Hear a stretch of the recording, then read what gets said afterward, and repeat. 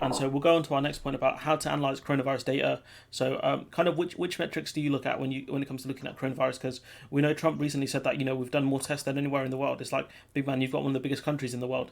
So it's not really that helpful when you just talk about the raw data. So yeah. So how do you analyze coronavirus data? What kind of metrics are you looking at? Very different ones. There is to look at the death rate, of course, Yeah. the amount of deaths per country. However, I would not say to look at the total number of deaths. Look at number of deaths per 100,000 people, per million people, because this gives you a percentage understanding of Yeah, and so the obviously, so situation. the per capita numbers are the ones you're looking at. So testing per capita, and Yeah, obviously deaths per capita and cases per capita.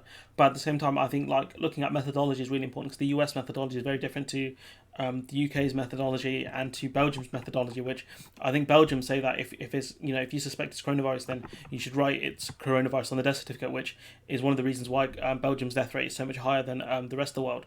And so I think because so many countries have different kinds of methodology, it's important to look at what methods each country uses.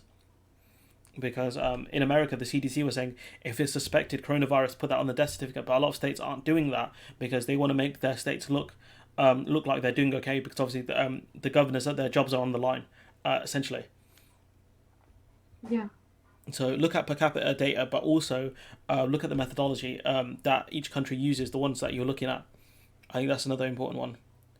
Especially because the yeah. UK And counts tests as two. So when they do the nose test and the mouth test, they count that as two tests rather than as one test. So look at the methodology, and so yeah. So I think that'll wrap this one up. Per capita is really important when it comes to testing and death. So